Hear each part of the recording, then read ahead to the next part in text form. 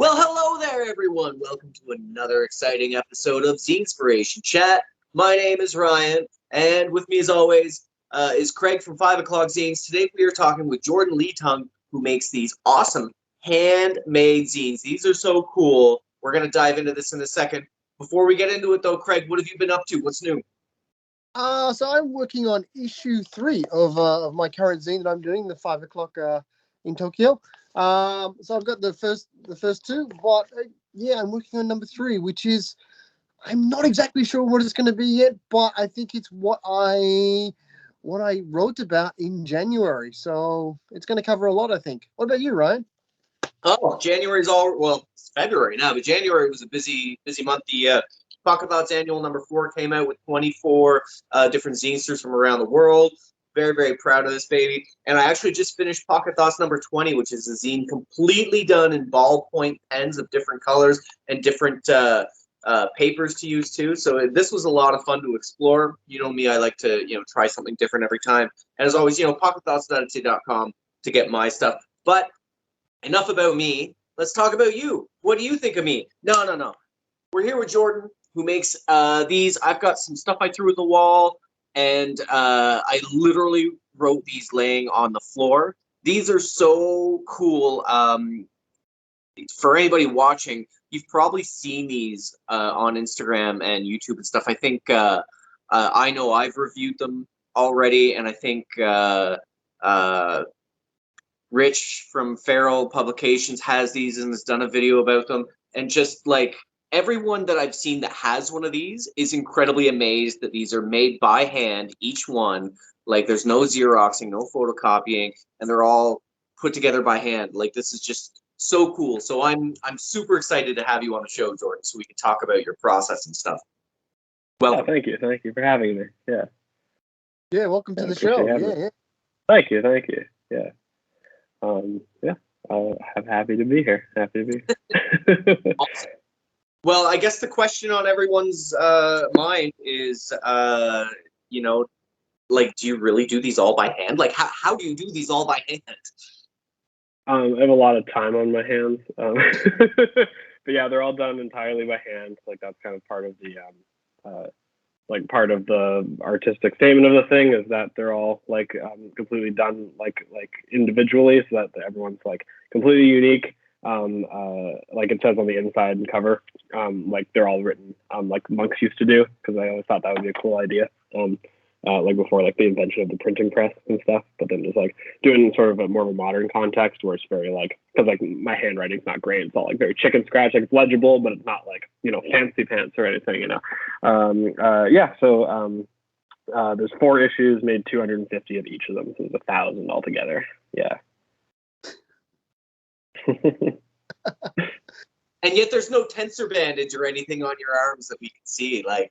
No, yeah, it's no, I there was a couple times that I had to kind of stop for a couple days just to put it all to sort of get my bearings again, but yeah, but it took me a full year to make them, so it's after a while it just starts to pile up, it's all just volume, right? Yeah. So but I guess in my mind too, sorry to cut you off, Craig, but I guess in my mind, I guess I had this picture in my mind of you just sitting and making 250 of them all at once and not taking a break, not spacing it weeks here, make 10 a day or whatever. But no, you just sat and made 250 of them all at once. Mm-hmm. Yeah, it's I have trouble working in a linear fashion a lot, and so sometimes it's kind of you make 100 red covers, and then you write 50 green contents, and then you go to the blue, and so it's and then it also helps to kind of break up the monotony of it all, because it's you're writing the same poem over and over and over again, but by the time you get to 25, your brain starts to kind of go a little mushy, and then you got to switch it up and do something else, So I get a lot. First of all, do you make the actual book first and then you write, or do you write the pages and then you put the book together? You mean creating the poems, or no? So actually the actual process of writing them out? Yeah, so even the cover is handmade. So do you make up Yes. the physical zine, and then do you write the words? Do you write the poem in there? Oh, I get you.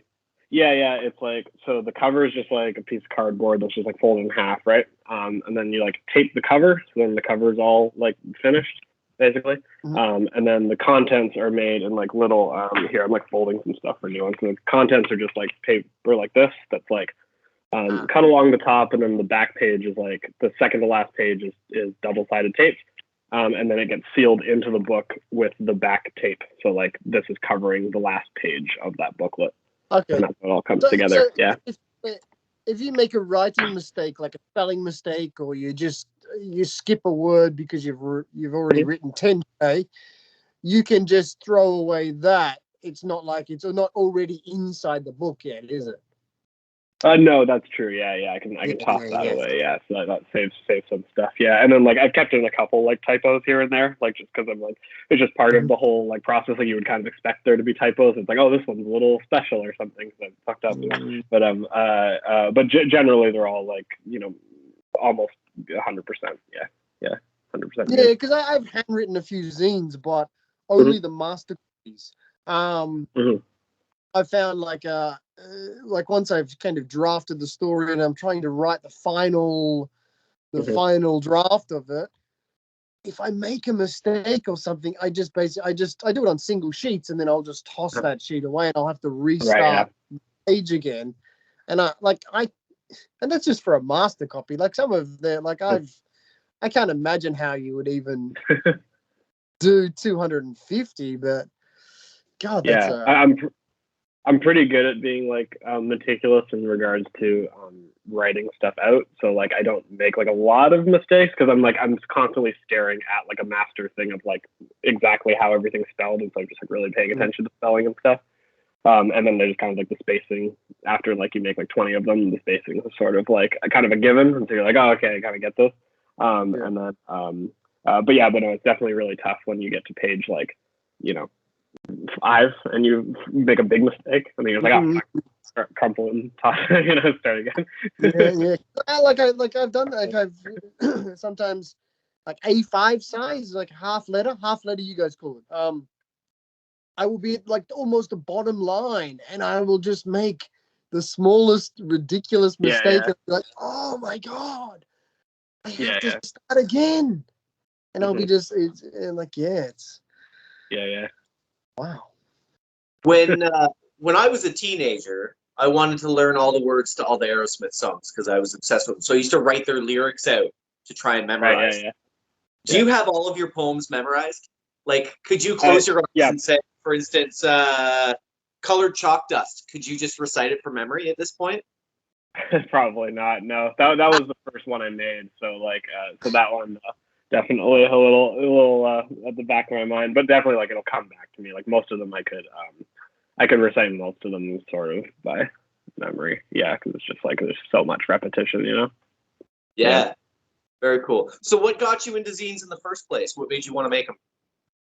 A friend of mine, the only person like I knew before like I started this was my friend Sam, who makes a cool like they make these cool like really dark comics that are all like written in pen and then photocopied onto like colored paper. And so that was kind of like my introduction to zines. Like their stuff's really cool.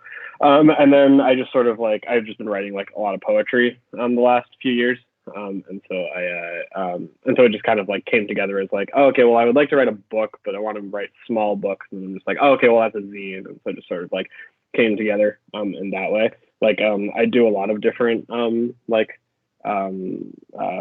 styles of art, and so it's usually I'm just trying to find like the correct medium to connect to the idea that I'm trying to convey. This one seemed to be the best thing. Yeah. So why handwritten then? You could, you said you just wanted to make a little book of poetry, or even why to the extent that you go to?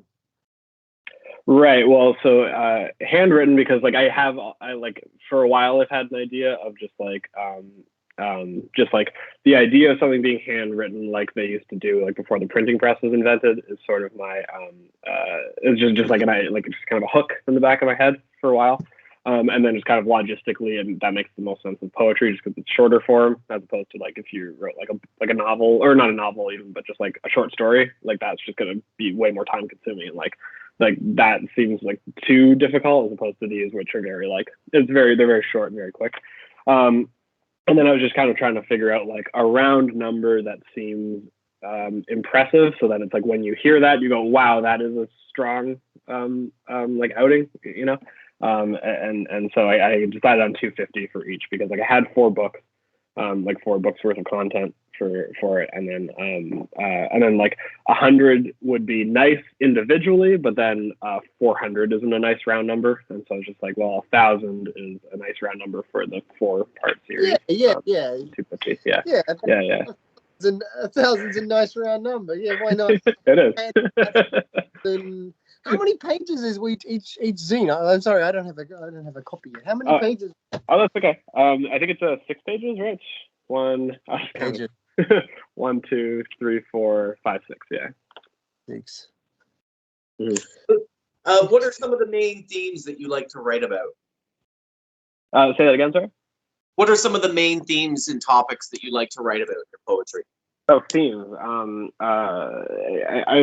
are a lot of like just like really personal stuff. Just kind of like there are a lot of like sad sort of like relationship, kind of just like reference to a lot of like bedroom pop kind of music sort of thing. I like themes, and then the idea with the like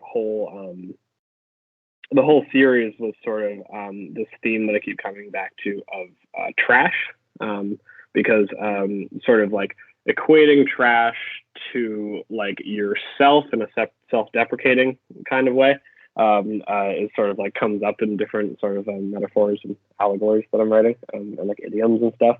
And then like actual form of these things is that they're very, because it's all handwritten, and it's just like tape and like cardboard and stuff. It's very like it's very trashy. Like you could just like find this like on the subway or on like the ground or something, as opposed to like other people's zines, which are very like you know, it's printed, and then like even if the drawings are rough, it's like formed into a very like nice package. Like you want it to be nice and clean, and you don't want it to be crumpled or folded or anything. And yeah, that kind of thing. Yeah. Yeah, this definitely stands out on my shelf. Like it's always right here, because I organize my zines by size, and it's the first thing I see when I look, because you know they don't sit closed well. I have to keep them elastic closed. Yeah, they gotta be stuck together. Yeah. And it's brilliant. Like you can't not notice these.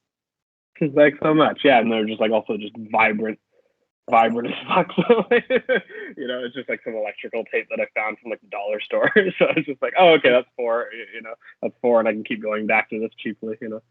We were trying to figure out if it was electrical tape or not. Yeah. It is electrical tape. Yeah. So did this idea always look like this, or has it evolved from something else? Oh, yeah, no, it sort of came all together at once. Yeah, like it was. I just knew that I wanted to make these books, and then I was like, and then I thought of that like sort of trash theme sort of comes up throughout all of them. And then after like it was all written, laid out, then I started to figure out just like how to form it into a book, and then just kind of like measurements and just kind of like just a bunch of decisions that you just kind of go like, well, I think that works, I think that works, I think that doesn't work, that kind of thing. Yeah, but all came together very like cohesively. Yeah. I just, that sounds cool. And I just, I'm just thinking like, some zinesters are really some of the hardest workers. Like the effort that you must put into the effort you put into one physical copy, let alone 250 of the fucking things. You know, that's a lot. That's so much work. And you know, you've created 4 now, so you've got 1,000. Yeah. 1,000 of these things made. Like that's. You know, I was talking to Ryan just before we started calling, and I was saying like I like to read, and like a lot of normal people these days don't, or you know, regular people, they don't read books so much, or they might not have an activity like zine making where it takes up a lot of their time. You know, like how much time do you put into this? Like daily or weekly or? I was just kind of like whenever I was feeling it, and then it was also like in the middle of the pandemic, and so I was like lucky in that I was off work, but still like on the government assistance at the time, and so that was just like, oh, I just have some time to fill too, where I was kind of like stuck at home for ages, and so that was kind of like I was just like a lot of like for like a month I was just kind of like on the phone with my friend that was like working from home, and then just like just writing these out while just like kind of making conversations, you know, just like small talk and stuff. This probably took like, well, I don't know, like 400 hours, 500 hours, something like that. Yeah. I think it's super inspiring, honestly, because there's days where I'll print off a bunch of like zines that just because I always keep a bunch on hand for when I do trades or orders or whatever that have to. I don't have to make them on the spot. And I'll have a stack of paper that I've got to cut and fold and staple. I'm like, I don't want to do it. Yeah. No, I don't want to.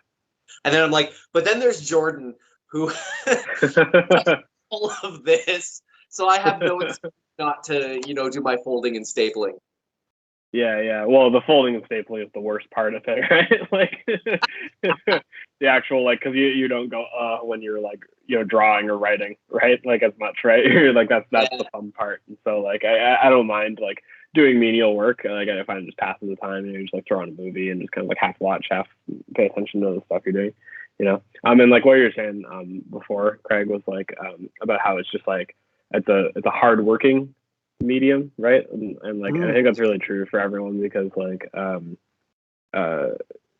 because it's so not a viable like career, you know what I mean? It's so like you're doing this because you had an idea and you wanted to express it, but without like any sort of built-in like, oh, I'm going to make back the money that I spent in regards to the time I spent. It's just you're just doing it because like you wanted to express something and it couldn't be expressed in like in a larger sense, like if it was like a novel or something or like a full-length comic or something like that. So yeah, I think it is like I totally agree. Yeah, there's definitely. Sorry, even the logistics behind it. Like, let's suppose you found a publisher to do this. The logistics behind making it look like this with this aesthetic and everything to it. A publisher would look at that and go, "That's going to cost a lot." Yeah, exactly. Yeah, definitely. Yeah, and so they fit much more in like just in terms of like when the bunch that I've sold, it fits much more in like the handmade goods sort of sector.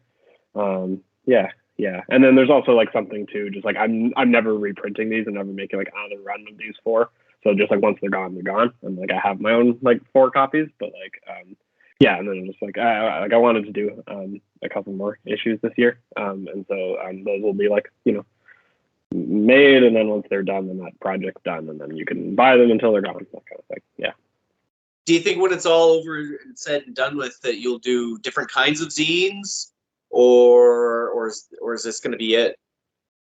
Yeah, like so this year, so I have 2 more that are just like in the same style as these, like just like same like 6 poems in the middle with just like but just some stuff's been rewritten, or some of like the framework of it is like a little different, but just like still just like 6 poems, and then one more of them. I have one more that's just sort of like the content is a little more sparse, just because it's kind of like a one long poem instead of like 6 like tight individual ones. And so that one I'm thinking of printing. And so like I'll probably make it out of just like regular printer paper, and then the cover would be more of just like a cardstock or something, but it'll all be completely printed. And I'm just like I've been playing around with like this like do I think about like artificial intelligence image generation? It's wild. I'm like I'm not like a programmer or anything. Like I can't like figure. I couldn't do like any detailed work. But there's a lot of generators that like you could feed information into it, and then the computer draws what you're describing. And so I've just like been feeding in like just like words into it, and then just like it spits out just like an image that a computer has made completely like by itself. Like it's generated from nothing. And so that's going to be sort of like the aesthetic of that third one. So that'll be like a little different. And then beyond that, like I was thinking maybe doing like a short story thing, which would be like kind of a different shape and stuff. And then that would all be like printed and stuff. But like I'm always trying to look for an interesting twist on a medium as opposed to just like being like the standard thing, because I'm not sure, especially when it's not like a comic or something, because a comic gives you so much more in terms of like visual and you know, so when it's just text, I kind of want it to be like there's something like unique about it that makes it like stand out in some way. Yeah. That's a good point, because I get a lot of zines sent to me, and I see a lot of poetry zines that are just text. You open it up and it's just text after text after text after text. And for a poetry enthusiast, yeah, you know, but someone who, you know, isn't necessarily just rushing out to grab poetry all the time, you know, some imagery in there or something to kind of, you know, spice up the flavor a bit is a big help for someone like me, especially, who, you know, loves the whole package. Yeah, for sure. It's like because like poetry is just not really a big thing anymore, because like we have music. So like it's, you know, the same thing, but it's like it's so enjoyable to just as an experience. And someone just read poetry is like I love poetry, but like it's when it's just from someone who you don't recognize, when it's not like a Ted Hughes poem or something, you know, it's hard to like be like, oh, this is good, because most of it is just like very, you know, hit or miss, or you just don't connect to it. You don't like the way that they form words together, you know, that's it. And then you're sort of like, you're out on the first page, you know. So yeah. Yeah, so by adding some sort of character to the look or the style, it really kind of you know, makes it stand up for itself, kind of thing. Make it stand out. Yeah actually, also just before, maybe a few minutes ago, you kind of mentioned also about how once you've made your 250, it's kind of said and done. They're all sold. You kind of, they're finished. I've done that with one issue once. Actually, I made it was actually a handwritten one. Well, I hand wrote the master, and then I copied it, but I only made 50 copies of the cover. It was hand stock. It was a card stock, and then I hand stamped it. I cut out I cut out a little stamp. I had a photo that I light boxed, and then I put it on the stamp, and then I cut out the stamp, and then I hand stamped 50 covers, and then also the name of the zine and the issue number, and yeah, I only made 51 kind of thing, and it was nice to, like, once they were done, it's like, okay, I'm not doing that one anymore, and it was actually it was a lot of fun. It was a lot of hard work. Like I'm you know, I'm sure you've made 250, which is, you know, nothing compared to 50, but yeah, just the that feeling of having when it's sold out, it's sold out. Like it's not, there's no return. Yeah, it's nice to be like finished with an art project in some way, and then just like with these, like when you can't reprint something, it's just like, it's a nice, like, okay, well, that's done, and now I can move on to another idea, as opposed to like going back and then having to, you know, rehash things that maybe like you don't care for in 3 years, because they, like, you know, just like as you develop as a writer and artist or something, then like no matter what, even if you're like, oh, my old work has merit, it's still, you know, it's still like, I want to reread my, you know, my poems from 3 years ago or 4 years ago or whatever, right? Yeah, even the style. Like I've made a few different zines on different sizes, and some of the styles, like I've got these mini ones that are quite small, and it's a bit troublesome to like cut and glue them every single time. So actually, I'm in the process of putting all of these 5 different issues of one series into one zine, all kind of in the same format, and so then I will just basically print it like a half letter kind of style one, and have it a bit more streamlined, not so troublesome to like make all these different style ones. And I don't know, it's they were fun at the time, and like you say, I still enjoy them, and I love that I got to do that style, but you kind of want to move on, and but you want people to experience that past stuff as well. Yeah, for sure, So- for sure, yeah. Well, that probably leads us into a great question of what's kind of next for you. You have a bit of a plan for the next two, and you've mentioned those ones. Like, are you thinking about outside of the zine world? You said you do kind of different kinds of art and creation. Yeah. Like my main interest is like working in like film and video art. And so like I've made like a short film in the past that it was sort of the same thing where it's like I was trying to figure out like an interesting way to release it and stuff. And so like what I did with that, this is like what was that, in 2020, I think like in October. I released it. It's like a 20-minute movie. And I was like, well, no one watches short films. Well, people watch short films, but not enough people watch short films. And so just like putting it online doesn't really do anything. And the festival circuit is all just like, ugh, it's gross. And so what I did was, I hooked like a flat screen TV about like this big up to like a camp. And so that's sort of like, I'm just really interested in interesting like means. Oh, sorry. Yeah, your mic just dropped out for a minute. Yeah, Can you hear me now? Yeah. All good. You said Well, just where after where you the big screen TV. What did you hook it up to? I hooked up a big screen TV to this like just like a camping battery, and then just like sat in a different place for like an hour and a half every night in October, except for like when it rained a couple days. But like and then just like played this movie like it was 20 minutes long, so I played it like 3 times. And it's the movie's called it's called And I Swear to Fuck. And so it's a very just like sweary, like yelly, like kind of like sound and noise everywhere. And so it really like it's like kind of draws eyes. It sounds like some crazy person yelling at you on the street. But yeah, so I'm very interested in like non-traditional means of release. And then I'm trying to like expand into just like different artistic things, and film is my main thing. And so like I'm trying to put together like a feature film right now, but obviously that's always so up in the air because like it's just a lot of money and stuff, and so that's a little harder. But So you basically sort of created like an outdoor cinema. You just put the TV outside, and then people just stopped and watched. Yeah, is that? Yeah, just sat down, and then people can watch for as long as they want or as little as they want. Yeah. It was a fun time. So Could release it on VHS. What was that there? You could release it on VHS or Betamax. Yeah, for sure. Yeah. Yeah. I love VHS tapes. I have a little collection in my living room of VHS tapes. I love them. I love the box art. Yeah, I think the art for those is so much fun because that's what they would sell them on. Like because you'd like walk through your Blockbuster, right, and then you'd pick up a movie that you wouldn't recognize, but you'd pick it up because the art is cool.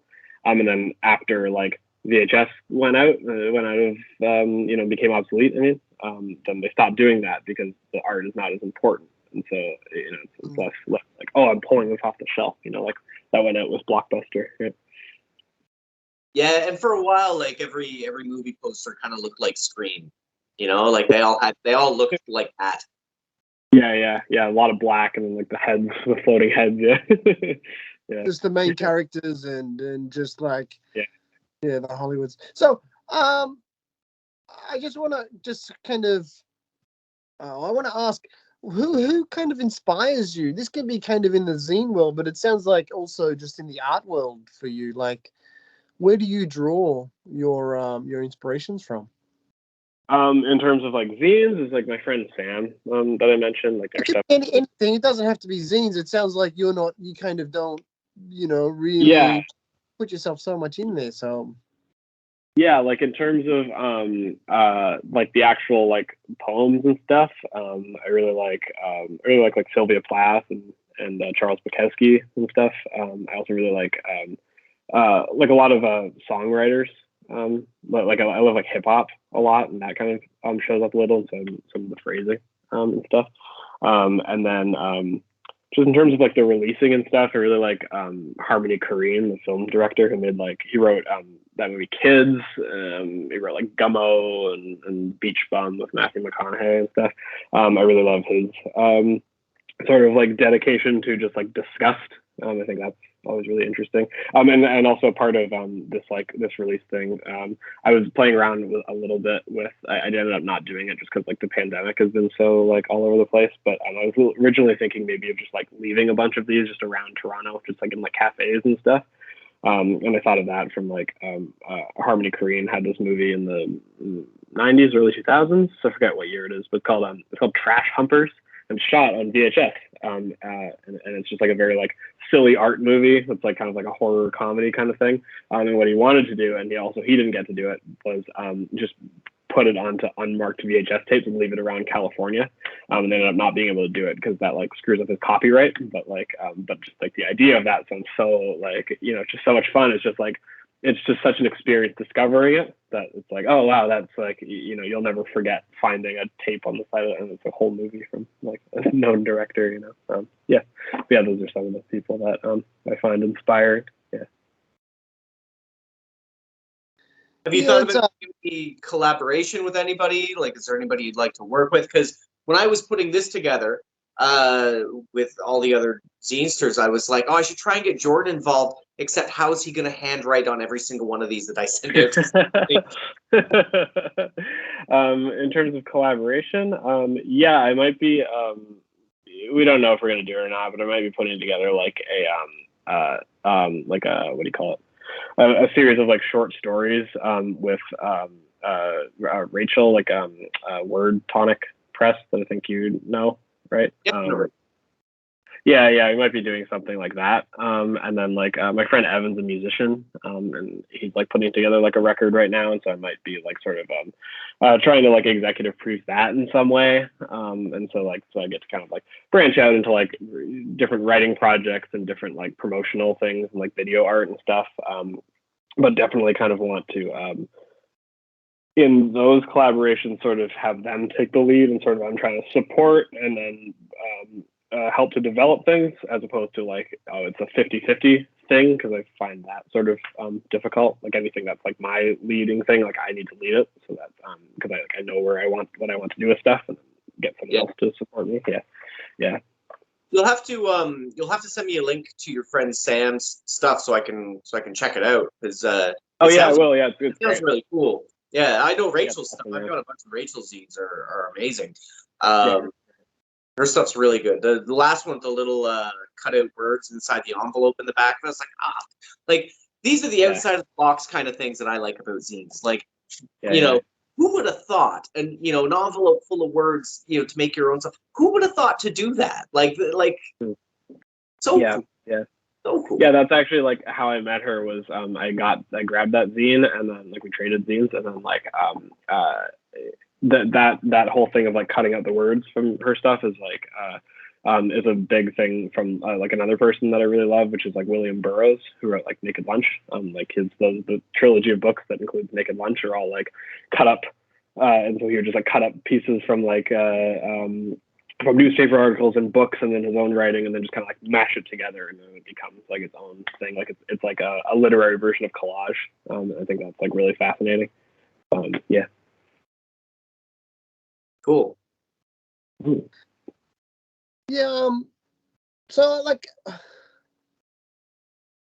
you spoke about how you're putting your movie online and kind of didn't get anywhere, and you kind of your feeling about putting your zines just in different bookshop, like just different places around the city.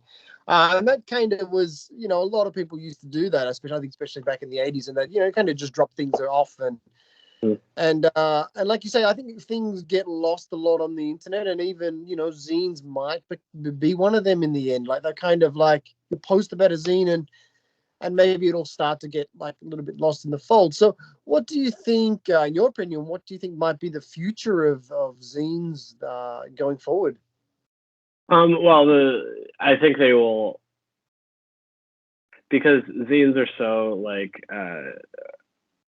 a physical medium. definitely people that are still very attached to like having like a physical copy, and I don't think that'll ever go away. Same thing like where they were saying for so long that they're just like, well, now that we have ebooks, people won't have books anymore. But just like, of course, people still have books. People love having physical things. But you're totally right about things getting lost on the internet. But that's also what's so cool about the internet is that like it's not lost. You just haven't like found it, right? It's like everything's there, which is really cool. Like nothing is ever really lost because like physical medium can be lost to time, right? And so I think the important thing is just sort of striking a balance between both. That like physical medium is still important, and then sort of working in spaces both physical and digital is.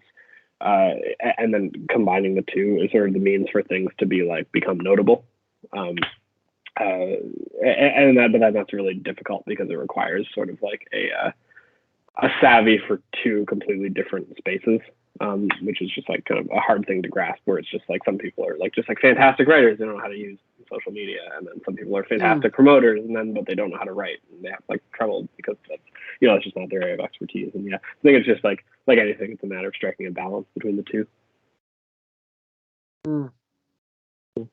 Where online do you tend to promote your zines? Like Instagram, obviously. I mean, that seems to be the big one for everybody. But is there anywhere else that you recommend? Yeah, like I mean, like it's hard to like I've also been selling them just on like a Facebook marketplace, just like found some grabs there. And then like I sell mine, like I promote mine on Instagram, but I sell them on a platform called Gumroad, which I decided on because well, like as opposed to Etsy, which I think like Etsy is definitely like better in terms of like building it on through that platform. Gumroad is not good for that. It's more of just like a space for like you link to Gumroad. People don't discover it via Gumroad. But I picked Gumroad just because it was the one platform that's free to use that I can offer pay what you can, which is really important to me. Just like in that DIY aesthetic, it's just like it should all be, you can just like anyone can have it. Just like I charge for shipping, but besides that, like you can pay $0 for like all 4 of them. Yeah, but then like but it's hard just like because it's just such a small market that like it's not like you're there's no thing that I found that's like we're selling, we're moving things off the shelf, but I saw like I forget who it is. I think it's like Nice Zines or something. Someone in I think it's Nice Zines. I think they're in the UK. Posted a list of like zine distros and stuff. I just like sent a bunch out like the other day. So we'll see if I hear back from that. But like just like sending to libraries is fun and stuff. And I also like the idea of just some random person in like Edinburgh just like stumbling on that and reading it and then like not doing anything else with it, but just like there's still that connection even though neither of you know it. I think that's really fun. And then like I've just heard like reaching out to bookstores and stuff is helpful, but I haven't really done that myself. Yeah. You touch on something interesting there because like we all know what it's like when someone out of the blue will message you and say, I got your zine, I read it, I loved it, Yeah. And that's really heartwarming and touching, and it brings a smile to my face every time for sure. But then you think about how many people have experienced your work and haven't reached out to say that, like, but it really affected them in some way, Yeah. Like you don't necessarily reach out to your favorite musician to go, oh my God, I loved your song, but you love their song, right? So it's kind of a cool road to think down, get lost in sometimes. Yeah, exactly. On top of that, like, what kind of feedback are you getting? What are people saying about it? People dig them. People like them. Yeah. Most people's reaction, which is sort of like the reason why I chose the route I took, is that like just kind of the wow 250, wow 1,000, like that kind of thing. It's like your arm must be tired, that kind of thing, which has been lovely, and so people really like that, and that sort of like is an easy thing to talk about in regards to like marketing and everything. And so that's been really nice. But then like a lot of people have just like really like the poems specifically. They like that it's like a handmade good, and then they're like, this is the poem that I like. This one made me feel something, and that's the thing that's like I find really special. Like that's because like obviously that's the part I'm more connected to as opposed to the book itself. It's the writing inside of it, right? Yeah. That's got to be a tough one to kind of get lost in the shuffle sometimes, because even, in the last half hour of talking, we've talked a lot about, the process of putting this together and the aesthetic of it. And how often are you finding that where people are like, oh, this is so cool because of the way it is, and you're like, yeah, but what'd you think of the poems? But what'd you think of the poems? Yeah. Yeah, I mean, like it's a majority is commenting on the form of it as opposed to the content. But I don't mind that because I got enough out of these. It's really nice when people like the poems, but I got enough out of it by writing them 250 times. I've sort of exercised that those feelings from myself, and so it's just kind of nice when someone feels like it feels a connection, but it's not necessary. I'm just happy that people like it as an art project, I think it's hard to get feedback about your writing often. My zines are just predominantly writing. It's and a lot of, I don't know if it's people are just a bit unsure what to say, or but I often ask, tell me what you think, and I'll just say it's good, and that's kind of that you get, and which I think as writers usually want a little bit more, but it is hard to get I think feedback from writing especially. Yeah, it is it is, but then that doesn't mean that they're not shortchanging you sometimes when people say good. It's you wish that they had more, but not everyone is so adept at it's its own art form to review and to edit and to express what you like about it. It's most people are just I like this and I don't like this, and that's fine. If they like it, they like it. That's all.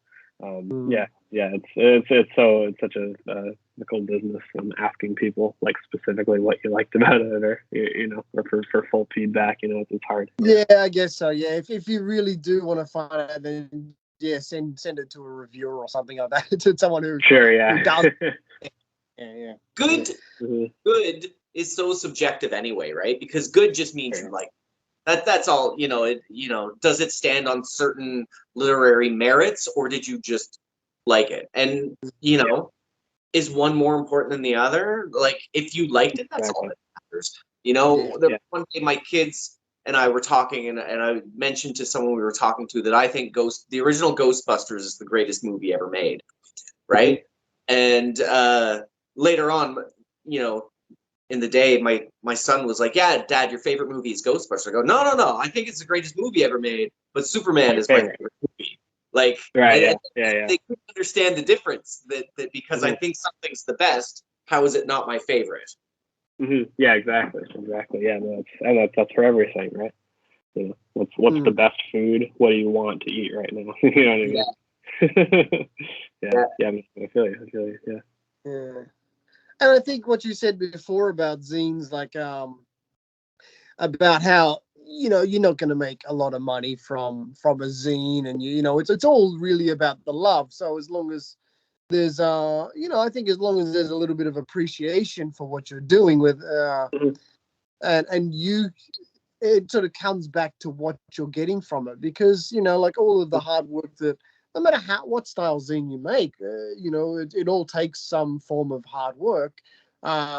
You need to be kind of getting that back. Need to be getting something out of it for yourself, because there's no monetary reward behind making zine so much. It really needs to kind of fulfill you from an artistic level than anything else. Yeah, you sort of need to hedge your bets on what you're expecting in return. What is your return of your investment of time? And I find myself being sort of working in different mediums and stuff. You're almost never making money. It's really hard to make money in the art, and so you always have to sort of outline just what do I want to get from this, and then how do I put myself in a position that I will for sure get this, but then also the thing that you want needs to be like realistic, but also something that like makes you feel fulfilled. Yeah. But to tie it back into something you said earlier about things getting lost in the shuffle of the internet, right? People will ask me sometimes how I do so well at making sales on my Etsy shop. And it's like, because I never stop freaking talking about this to the point where probably feel spammed by me by going on my Instagram feed sometimes. But it's the only way it's going to get it out there, right? For sure. Yeah.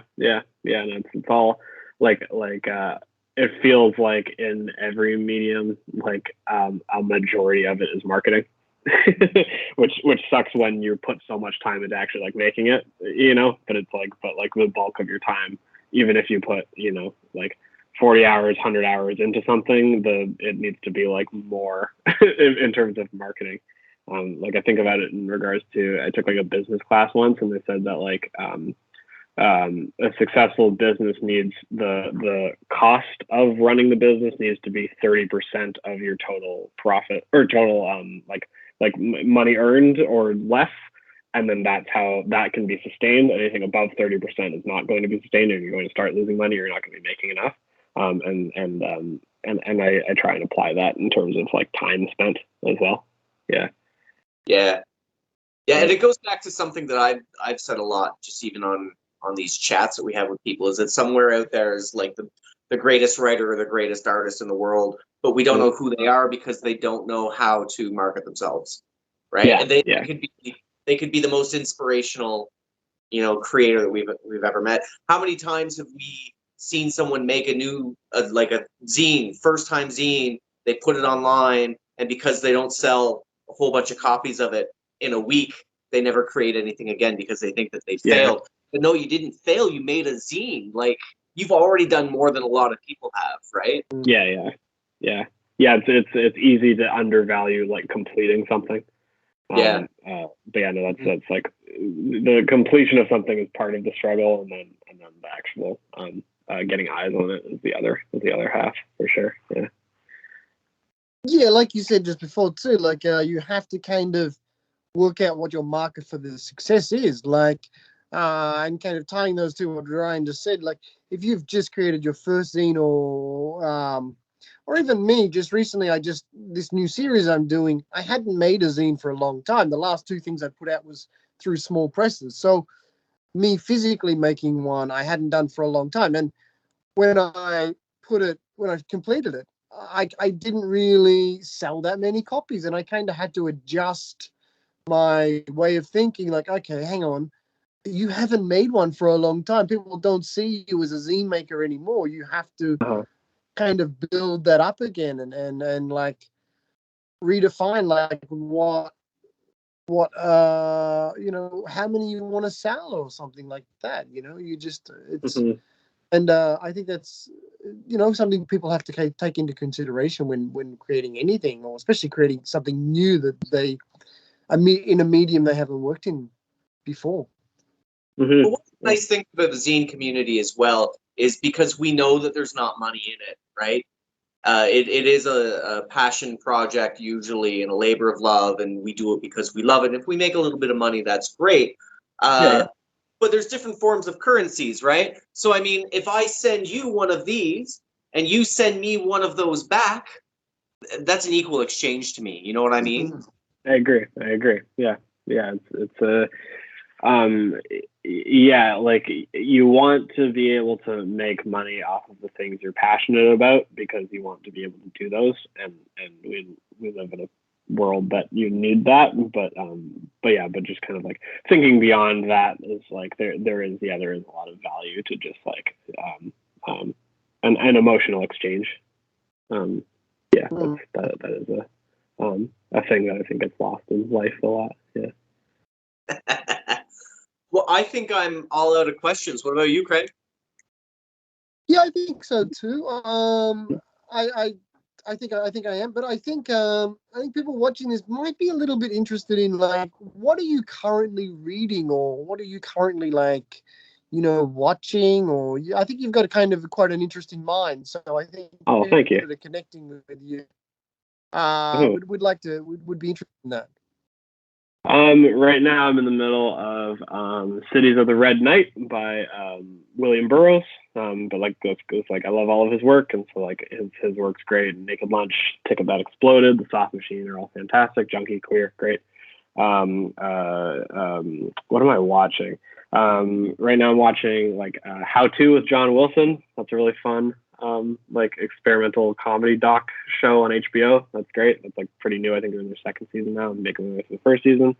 We've been watching a lot of The Twilight Zone. I'm on like the 5th season of like the original like Rod Serling Twilight Zone from the 50s and 60s. Don't love the 5th season, but the first 4 are great. And then in terms of movies, what have I watched? I've just been trying to catch up on like all the Oscar stuff from the last like couple of years because I kind of it's kind of passed me by. And so I was watching like Nomadland was cool, and can't think of off the top of my head what else I've been watching, but yeah, a lot of stuff like that. Yeah. Cool. Thanks for sharing. Yeah, no problem at all. No problem. So shout out again whereabouts on Gumroad people can go to get these. Oh, it's easier to just go to my Instagram. It's at Broken Toes Heel Backward, or at Jordan.Lee-Tung. Yeah, in the back there. Yeah, and then there's 4 there. Everyone ships out with a handwritten note and a little sticker that says Broken Toes Heel Backward. Yeah, you can find them all on my Instagram, or just Google me. Go to my website, anything. You can find them. It's pretty easy. Yeah. Very cool. We'll have that link down below here for easy clicking. Thank you very much. Thank you for being here. This has been a lot of fun. I've been wanting to chat with you for a long time about these since they first came to me about 4 or 5 months ago. I was like, oh, we've got to get Jordan on this show. And I'm glad we finally did. Check that off my to-do list now. This is awesome. Oh, thanks for having me. Yeah, I can just let me know if you want on the rest of the series. I'll send them out. I got plenty to go around. All right, cool. Yeah. Thanks for joining. It was really cool. Really cool. Yeah, nice to meet you both. Take care. Good stuff. And that's where it fades out.